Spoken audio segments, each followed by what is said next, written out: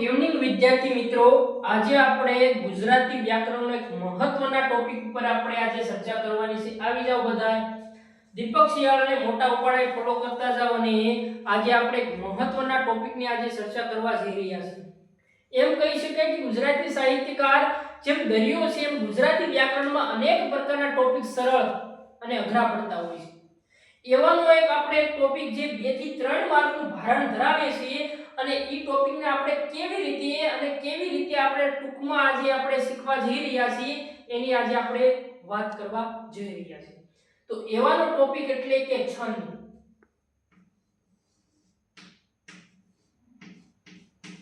ગુજરાતી વ્યાકરણમાં વિદ્યાર્થીને અઘરો પડતો કોઈ ટોપિક હોય તો છંદ અને અલંકાર.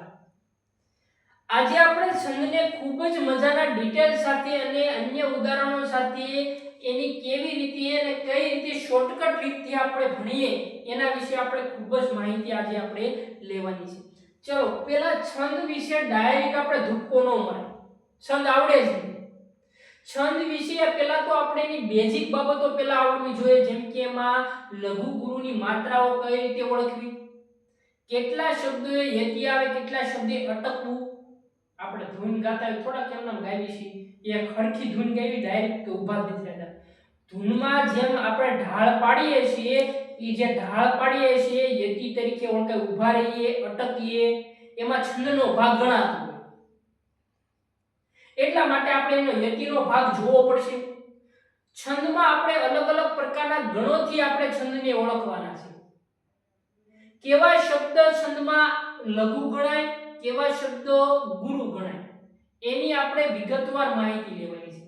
કેટલા શબ્દો લઘુ હોવા છતાં ગુરુ બનતા હોય છે, કેટલા શબ્દો ગુરુ હોવા છતાં લઘુ બનતા હોય છે, એની પહેલા બેઝિક માહિતી આપણે ખબર હોવી જોઈએ.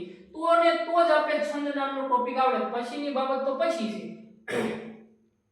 તો આજે આપણે છંદ વિશે પહેલા જાણીએ કે છંદ એટલે શું.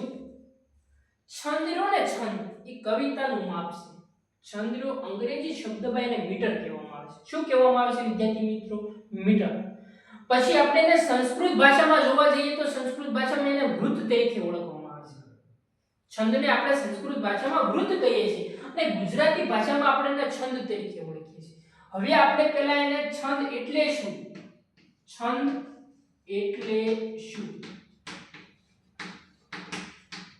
છંદ એટલે અમુક માત્રા વાળી કલાંતર સુમેળ ભર્યું માપ. સુમેળ ભર્યું માપ એટલે છંદ. છંદમાં ચોક્કસ પ્રકારની માત્રા હોય ને સુમેળ ભર્યું માપ યોગ્ય ગોઠવણી કરવામાં આવેલી હોય એને છંદ કહેવામાં આવે છે. ડોક્ટર હરિવલ્લભ ભાયાણી એમ કહે છે કે અમુક વર્ણોવાળી કાલાંતરવાળી સુમેળ ભર્યું માપ એટલે છંદ. એમ કહી શકાય કે કોઈ પણ પંક્તિ હોય એમાં આપણે જે છંદનો જે ભાગ સંકળાયેલો હોય છે, આપણે કોઈ વસ્તુ બોલીએ છીએ તો કવિતા બોલીએ છીએ તો ધૂન ગાઈએ છીએ તો એમાં જે આપણે અટકવાનો ભાગ કરીએ છીએ તો ઢાળ આપીએ છીએ અને છંદ તરીકે ઓળખવામાં આવે છે. આ જે માહિતી મેળવી તો છંદ વિશે માહિતી મેળવી છે. હવે છંદમાં જે અલગ અલગ પ્રકારના જે ભાગો પડે છે એમાં આપણે પહેલા ચર્ચા કરવાની છે લઘુ ગુરુ.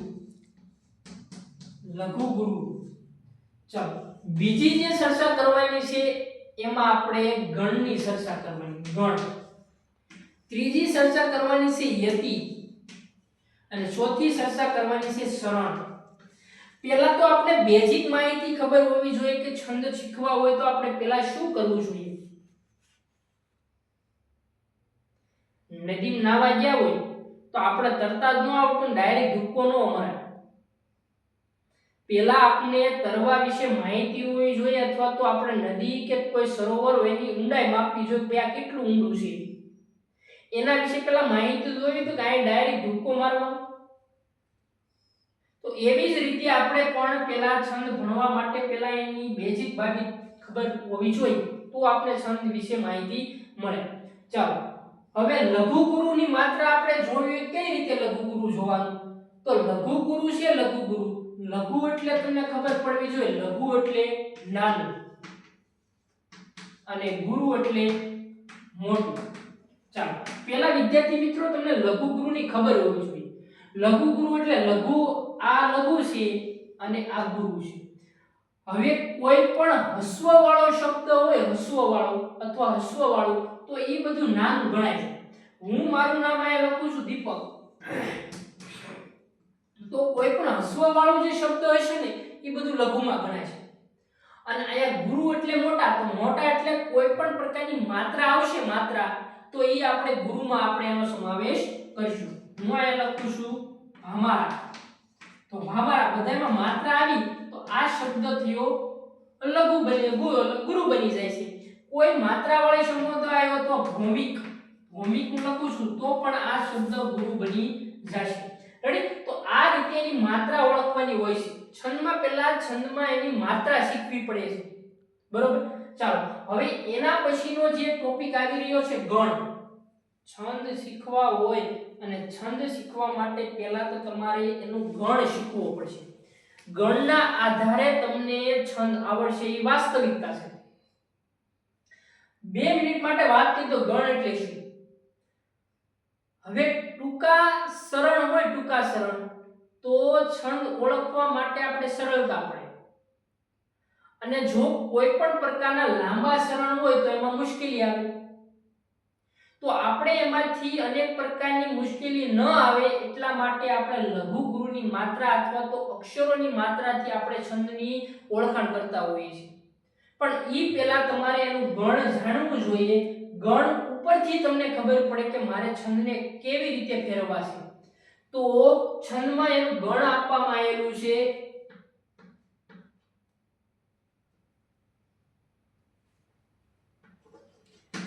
યમાતા રાજભાન, યમાતા રાજભાન, યમાતા રાજ ભાન સલગા. ચાલો આ એનું ગણ છે. યમાતા, યમાતા રાજભાન સલગા. 1 2 3 4 5 6 7 8 9 10. પાછળના બે શબ્દો છંદમાં ગણાતા નથી. રેડી? આ એનું ગણ છે યમાતા રાજભાન સલગા. યમાતા રાજભાન સલગા એટલે કે મારો કહેવાનો અર્થ ઈ કે તમે એને, જો આ એક સરળ છે તો સરળમાં તમે ત્રણ સરળોના શબ્દો લેશો તો તમને છંદ ઓળખવામાં સરળતા પડશે. જેમ લાંબા સરળ હશે તો તમે છંદને ઓળખી શકશો નહીં. એટલા માટે આપણું એનું બંધારણ, એનું ગણ લીધું છે યમાતા રાજભાન સલગા. આના ઉપરથી તમને ખબર પડશે કે આમાં મારો કયો છંદ છે. રેડી? ઈ હમણે આપણે આવવાનું છે એ રીતે ભણીશું. પણ હવે જે આપણે જોવાનું છે યતિ. યતિ એટલે શું? યતિ એટલે અટકવું. કવિ જો કોઈ પણ પંક્તિ રચનાર હોય અને જો યતિનો ઉપયોગ ન કરે અને યતિનો ભંગ કરે તો યતિ ભંગ થયો કહેવાય. કવિ જ્યારે કોઈ પણ કવિતા રચે છે ત્યારે કોઈ ઢાળવાળા સુમેળવાળા ભાગ ઉપર અટકતા નથી, તો કવિએ પોતાની અતિનો ભંગ થયો છે એમ કહી શકાય. એવી રીતે છંદમાં પણ તમારે અમુક માત્રાએ અટકવું પડે છે. એને યતિ તરીકે ઓળખવામાં આવે છે. ચરણ. ચરણ તો છંદમાં અલગ અલગ પ્રકારના ચરણોની ગોઠવણી કરવામાં આવેલી હોય છે. એના વિશે આપણે માહિતી જોવાની છે.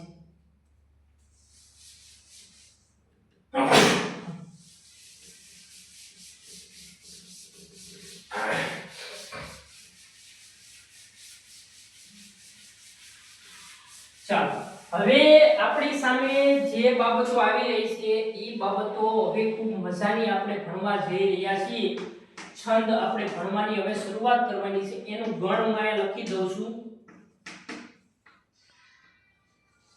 યમાતા રાજ, યમાતા રાજ ભાન સલગા. ચાલો આ બંધારણથી આખા છંદનો આપણે ઉપયોગ કરવા જઈ રહ્યા છીએ. આ ગણ ઉપરથી આપણે બધું જોવાનું છે. રેડી? ત્રણ શબ્દોના આપણે ગણના બંધારણથી કેવી રીતે આપણે આગળ વધીએ એના વિશે આપણે માહિતી લેવા જઈ રહ્યા છીએ. હવે છંદના બે પ્રકાર, છંદના બે પ્રકાર પડે છે. એવામાં આજે આપણે છંદના જે બે પ્રકાર પાડીએ પછી આપણે આગળ વધીએ. ચાલો છંદમાં પહેલા જે છે એ શબ્દાલંકાર.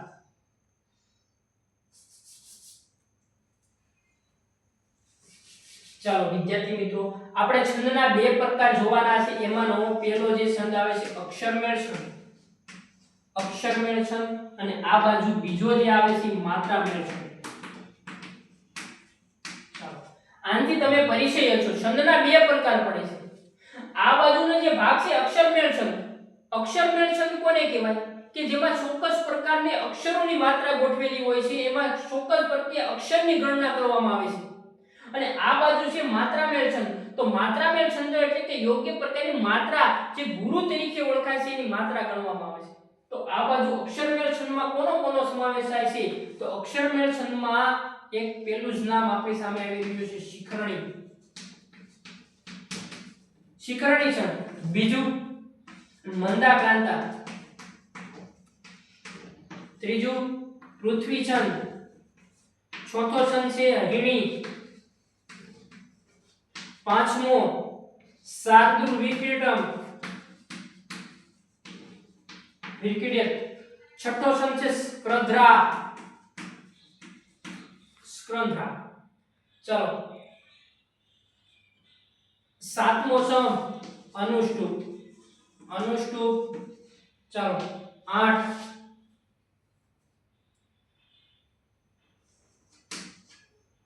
મનહર.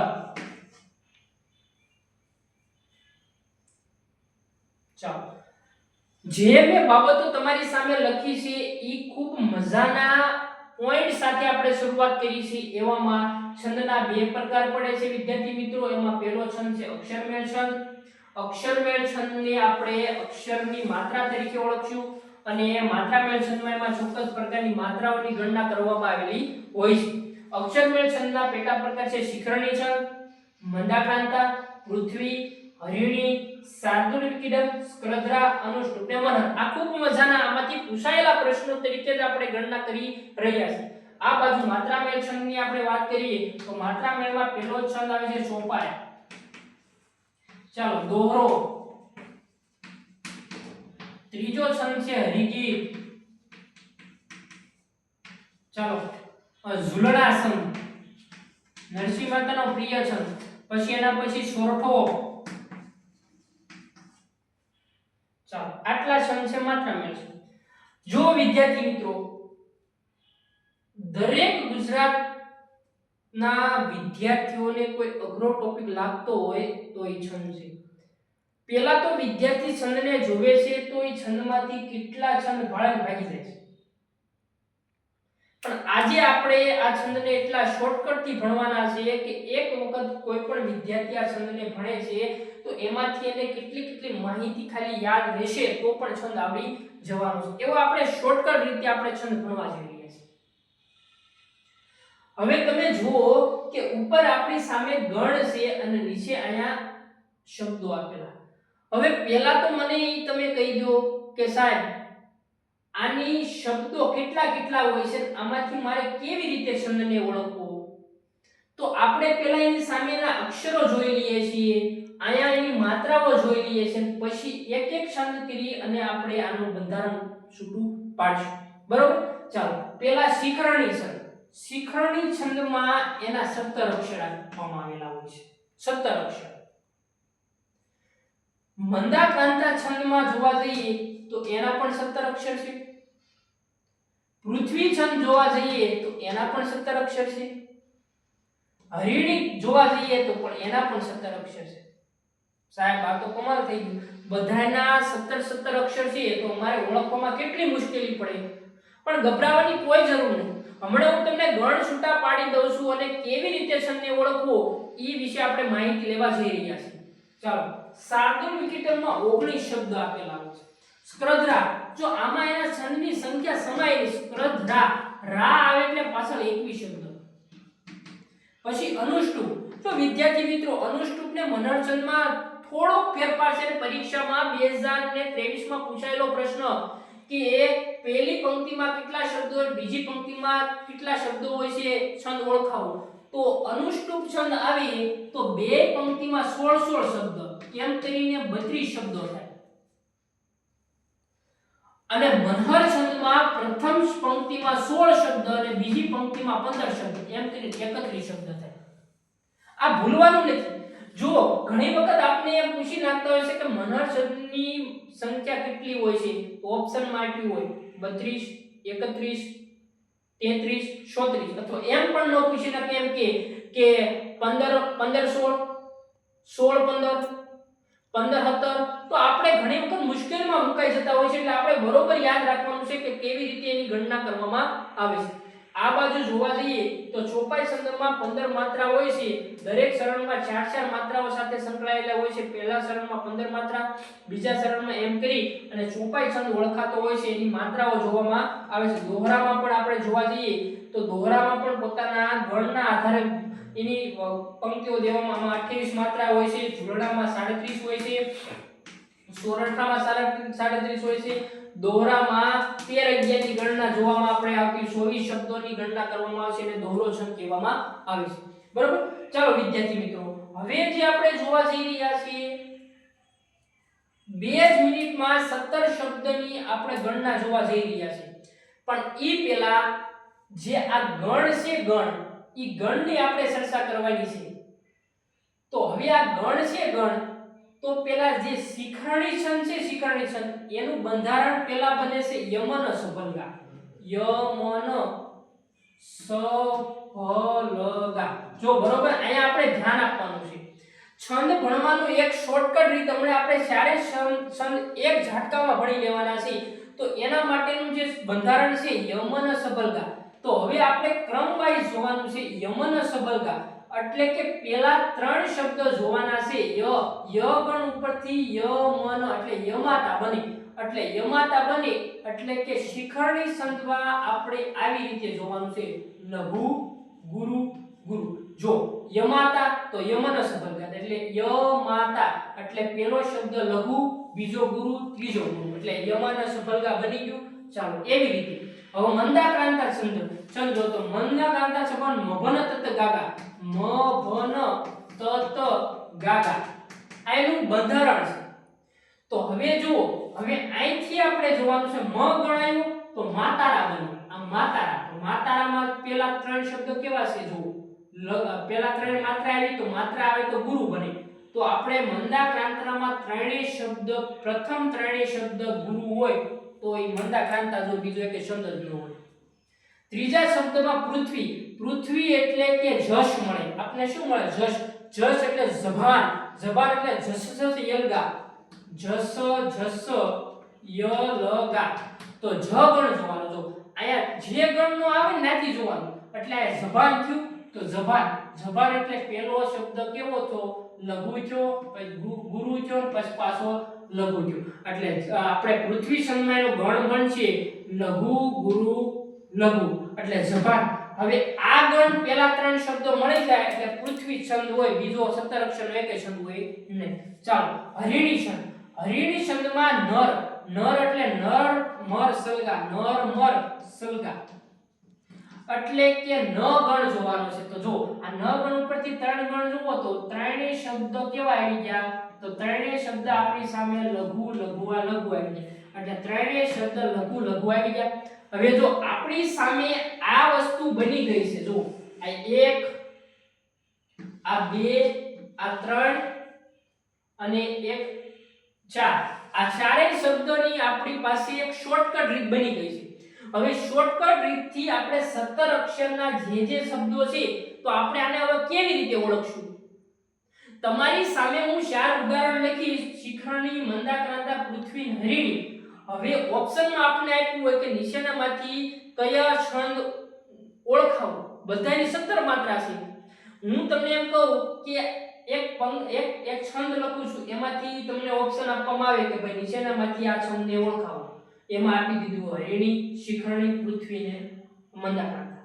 તો તમને મુશ્કેલી ન પડે એટલા માટે આપણે એની સામે 17 અક્ષર આપી દીધા. તો તમે અક્ષરો ગણવા જશો તો તમે વિચારશો કે આમાં તો બધા શબ્દ 17 છે, તો મારે હવે કેવી રીતે ઓળખવું? તો તમને એનાથી પણ શોર્ટકટ આપી દીધું છે કે તમને મેં પેલા 3 અક્ષરથી કેવી રીતે શોર્ટકટ રીત અપનાવી તો એના ઉપરથી આપણે જાણકારી મળે છે. તો આપણે એના ઉદાહરણો જોવા જઈ રહ્યા છીએ. ચાલો વિદ્યાર્થી મિત્રો, આપણે જે ચર્ચા કરી રહ્યા હતા છંદમાં આપણે જે અલગ અલગ પ્રકારના જે બાબતો જાણતા હતા એવામાં જ આજે આપણે ખૂબ મજાની જે ચર્ચા કરવા જઈ રહ્યા છીએ એની આપણે ઉદાહરણ સાથે જોવા જઈ રહ્યા છીએ. તમને બધાને ખબર છે કે છંદના બે પ્રકાર છે, અક્ષરમેળ છંદ. અક્ષરમેળ છંદ એટલે શું? અક્ષરમેળ છંદ એટલે કે યોગ્ય પ્રકારના અક્ષરની ગણના કરવામાં આવે છે. એમાં કેટલા છંદનો સમાવેશ થાય છે? તો કે શિખરણી છંદ, મંદાક્રાંતા, પૃથ્વી છંદ, હરિણી, અનુષ્ટુપ, મનહર, સાદુર વિકલ ને સકરા જેવા શબ્દો જોડાયેલા છે. એક બાજુ અક્ષરમેળ છંદ તો બીજી બાજુ માત્રામેળ છંદ. માત્રાની ગણતરી કરવામાં આવે છે. દોરો, ચોપાઈ, ઝૂલણા છંદ, સોરઠો, અનેક પ્રકારના છંદોથી અલગ અલગ પ્રકારની રચના સર્જાય. પણ હવે આપણી સામે જે આ ચાર ઉદાહરણ છે એ ચાર ઉદાહરણમાં આપણે કેવી રીતે છંદને ઓળખવો જોઈએ એ બાબતો આજે આપણે જોવાનું. માની લો કે તમને પેપરમાં આમ પૂછાણું હોય કે આ છંદને ઓળખાવો, આ છંદને ઓળખાવો. તમને ખબર છે કે આમાં અક્ષરમેળ છંદ વપરાયેલો છે, તો તમે પહેલા શું કરશો? તો પહેલા તમે એને અક્ષરની ગણતરી કરશો. જો પણ એક બાબત હજી આપણે થોડી ઘણી એમાં શીખવાની બાકી રહી ગઈ હતી, એ અત્યારે તમને કહી દઉં એટલે આપણે ઝડપથી એમાંથી આગળ વધીએ. પહેલી બાબત એ કે આઈએમપી તમારે કરી અને શીખી લેવું જોઈએ, ભૂલવું જોઈએ નહીં કે છંદમાં અડધો શબ્દ ગણાય નહીં. છંદમાં અડધો શબ્દ ગણાય નહીં. પહેલી બાબત તો એ કે છંદમાં અડધો શબ્દ ગણાય નહીં. હવે બીજી બાબત એ શીખવાની છે કોઈ થડકાર વાળો શબ્દ હોય, કોઈ થડકાર વાળો શબ્દ હોય તો એ થડકાર વાળા શબ્દ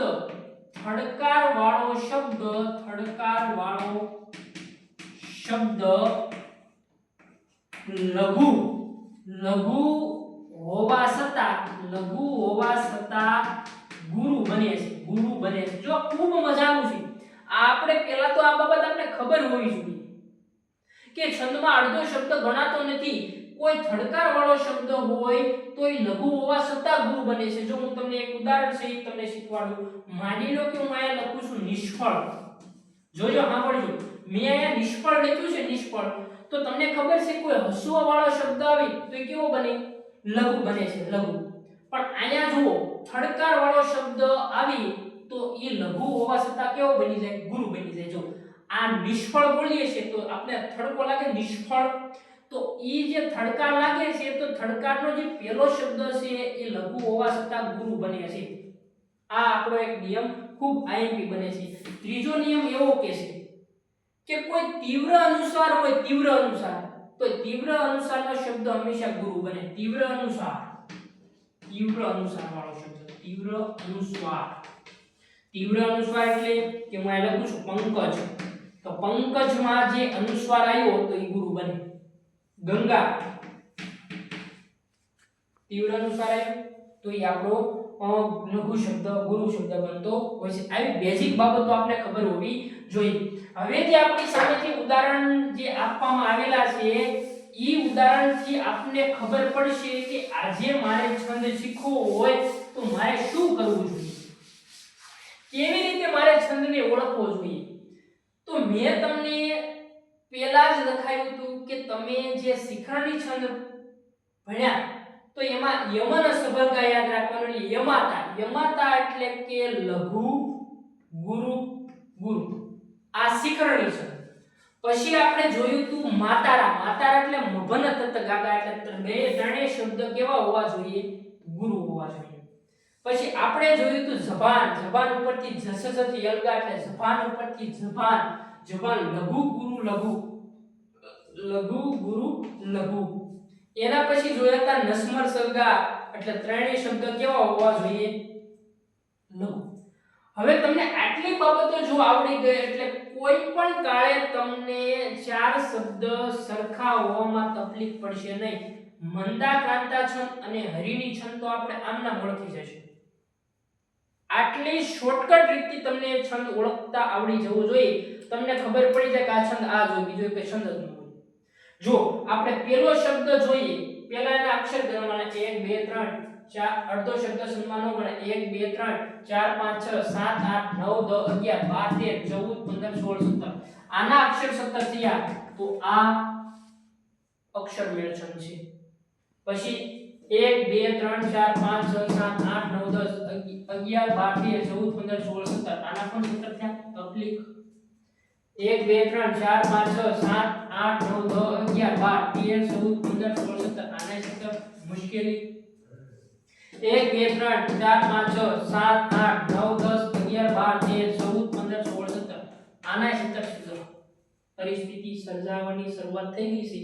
બધા શબ્દના 17 અક્ષર છે અને આપને પરીક્ષામાં પૂછ્યું હોય કે આમાંથી કયો છંદ છે તો આપને એક મુશ્કેલી પડે. હવે તમને પહેલા મેં એમ કીધું કે પ્રથમ 3 શબ્દથી આપણે છંદ ઓળખવાની તૈયારી કરવાની છે. તો પ્રથમ 3 શબ્દમાં આપણે લઘુગુરુની માત્રા મૂકો તો પહેલો શબ્દ બની જાય છે કેવો? જુઓ તમે, પહેલો શબ્દ બને છે અ એટલે લઘુ.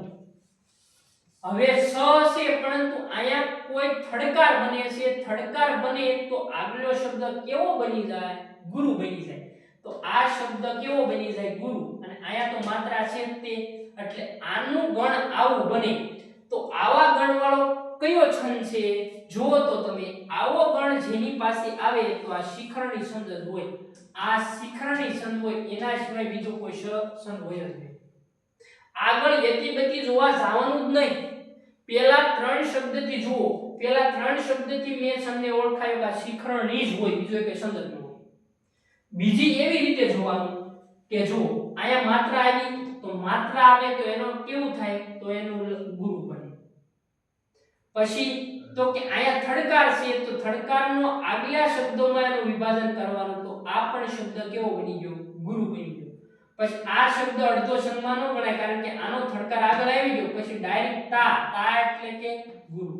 તો આવું જેનું ગણ થાતું હોય માતારા, તો માતારા એટલે કે મંદા પ્રાંતા. ચાલો, મંદા પ્રાંતા. આના સિવાય કોઈ બીજો છંદ હોય જ નહીં. ચાલો, એના પછી આપણે જોવા જઈએ ધમાલ. તો ધમાલમાં જોવા જઈએ તો પહેલો શબ્દ લઘુ, બીજો શબ્દ ગુરુ, ત્રીજો શબ્દ લઘુ.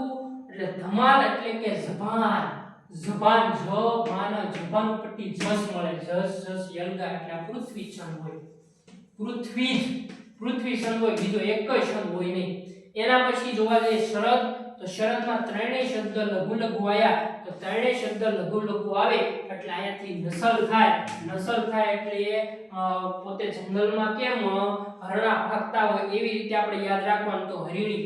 તો આનો છંદ છે હરિણી છંદ. જો વિદ્યાર્થીઓ, આટલી સચોટ રીતે અને ખાલી 2 મિનિટમાં આપણે લઘુ ગુરુની માત્રા ખબર હોય તો પણ આપણે એ છંદને સરળતાથી પ્રાપ્ત કરી શકીએ છીએ. આપણે અન્ય બીજા ઉદાહરણ લઈએ, જેમ કે સાદરૂલ વિકિટનમાં 19 શબ્દ હોય, સ્કંદ્રમાં 21 શબ્દ, એથી બીજો એક શબ્દ જ ન થાય. આપણે એના ઉદાહરણ પણ 1-2 લઈએ અને પછી આપણે માત્રામેળ છંદ પર આગળ વધીએ.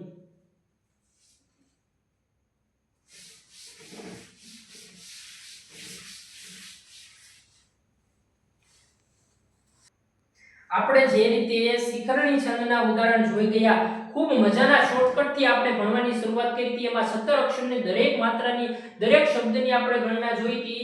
એવી રીતે આપણે કઈ રીતે ઓળખવા એની માહિતી આપણે લીધી છે. જેમ કે આપણે શિખરણી છંદમાં 17 અક્ષર હોય, મંદાક્રાંતામાં 17 શબ્દ હોય, પૃથ્વી શબ્દમાં 17 અક્ષર હોય અને હરિણી શબ્દમાં 17 અક્ષર હોય. પરંતુ બધા 17 અક્ષરને આપણે કેવી રીતે ઓળખવા, તો એની શોર્ટકટ રીતે આપણે આગળ જોઈશું. એવી જ રીતે આપણી સામે જે 4 ઉદાહરણો છે, તો એ 4 ઉદાહરણમાં આપણે કોઈ પણ ઉદાહરણ પૂછાણું હોય તો આપણે એને શબ્દોની માત્રાથી એને ઓળખી શકાય. શબ્દોની ગોઠવણી તો આપણે શબ્દો ગણવા જઈ રહ્યા છીએ, જેમ કે 1 2 3 4 5 6 7 8 9 10 11 12 13 14 15 16 17 18 19.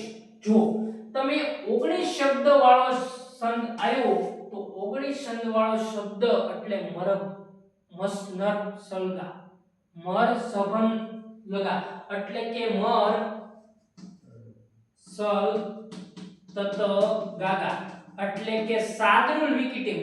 આ છંદનું નામ છે શાર્દુલ. શાર્દુલનો અર્થ થાય વાક. શાર્દુલ વિકિટમ, જેને 19 શબ્દની અક્ષરોની ગણના આપવામાં આવે છે. જે શબ્દમાં 19 શબ્દો આવે એટલે શાર્દુલ જ હોય, બીજો એક શબ્દ જ ન હોય. જો તમારી સામે છે 19 શબ્દ આયા એટલે 19 શબ્દમાં આપણો શબ્દ સાદું રૂપ જવાબમાં હોય તો ટીક કરીને આગળ વધવા. એવી જ રીતે આપણે જોવા જઈએ કે સુતેલા 1 2 3 4 5 6 7 8 9 10 11 12 13 14 15 16